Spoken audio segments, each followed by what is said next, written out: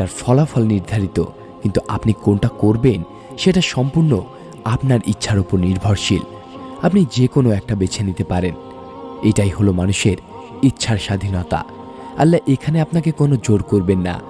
আপনি কি করলে কি হবে সেটা আল্লাহ নির্ধারণ করে রেখেছেন, কিন্তু আপনি কি করবেন সেটা আপনার ইচ্ছার ওপর ছেড়ে দিয়েছেন।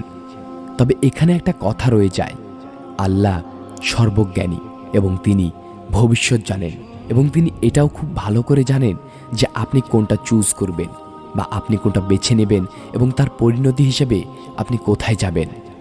অতএব ভাগ্য বলতে আমরা যে ভবিষ্যৎ বুঝে থাকি সেটা অবশ্যই পূর্ব নির্ধারিত, কিন্তু পূর্ব নির্ধারিত অনেক ভবিষ্যতের মধ্যে একটি আমরা নিজেরাই বেছে নিই। আমরা নিজেরাই যখন বেছে নিচ্ছি তখন এর দোষ, গুণ, প্রাপ্তি, ক্ষতি সবই আমাদের। এর দায়বদ্ধতা সম্পূর্ণ আমাদেরই। আপনি কি করবেন সেটা নির্ধারিত নয়।